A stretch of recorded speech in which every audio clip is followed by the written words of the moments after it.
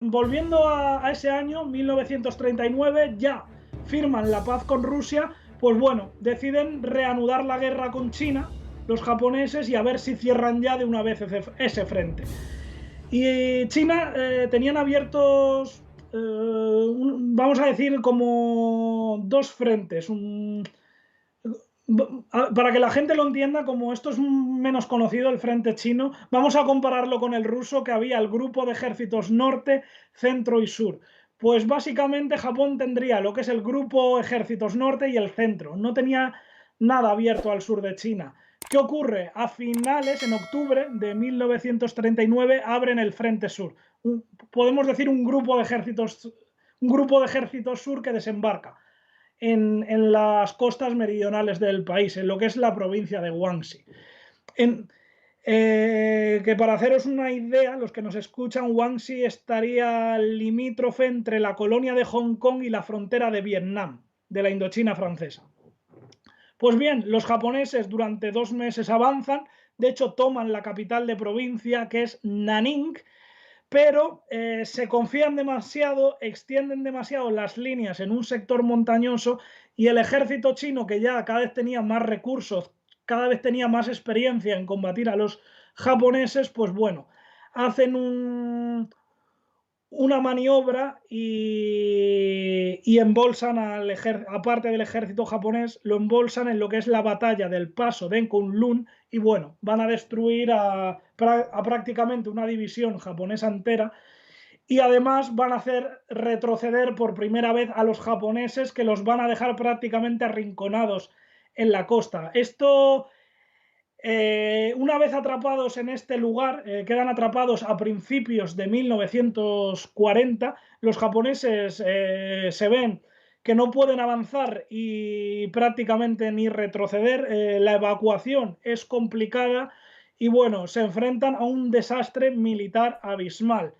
Entonces ocurre milagro de última hora. Llega junio de 1940 y Francia se rinde ante Alemania. Y Hitler impone un régimen títere, que es el de Vichy, al mando del mariscal Philippe Pétain.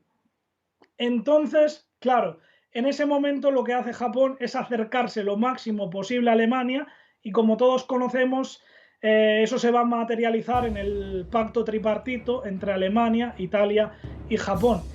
Y en uno de estos acuerdos entre el gobierno japonés, que en ese momento estaba presidido por un pro-alemán, que era el primer ministro Fumimaro Konoe, pues bueno, va a conseguir que Hitler presione al mariscal Philippe Pétain para que abra la frontera del norte de Vietnam, y todas esas tropas, esa inmensa agrupación con varias divisiones que está a punto de ser aniquilada por los chinos, puedan escapar a pie y meterse en Vietnam.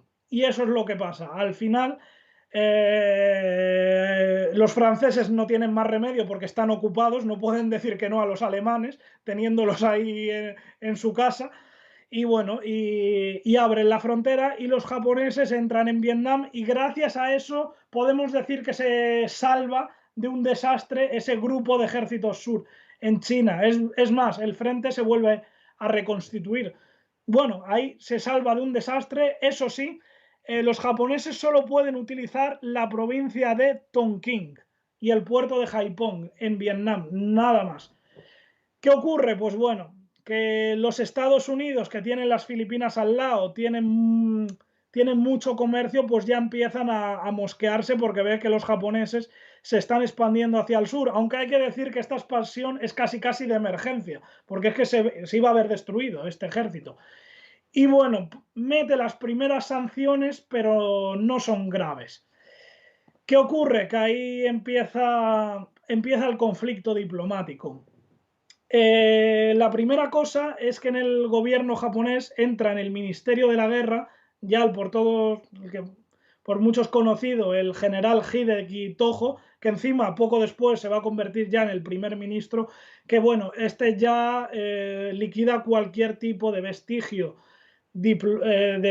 democrático en el país, prohíbe a todos los partidos políticos, los sindicatos, utiliza a la policía esta, el Kenpeitai, para a todos los opositores liquidarlos, hace un discurso contra Occidente brutal que hasta ese momento no había hecho. De hecho, se prohíben costumbres occidentales, se prohíben deportes americanos, como por ejemplo el béisbol.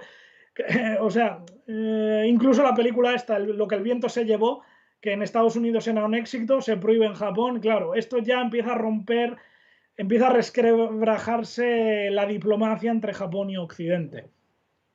El otro suceso es que la guerra en China sigue enquistada y los japoneses tienen que ampliar pues su base de suministros en el sur de China y en Vietnam, que en un principio solo tenían la provincia de Tonkin, vuelven a suplicar a Hitler que le diga al mariscal Pétain que les permita, pues bueno, utilizar todo Vietnam para Vietnam y además Camboya, o sea, en el lote, encima también Camboya en el lote.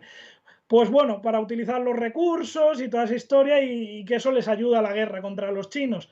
Pues el mariscal Pétain se ve obligado y dice, vale, extendeos. ¿Y qué hace? El ejército japonés establece bases en toda la Conchinchina, todo Vietnam, entran en Camboya, en la capital de Phnom Penh, y además ponen una base naval en el puerto de Saigón.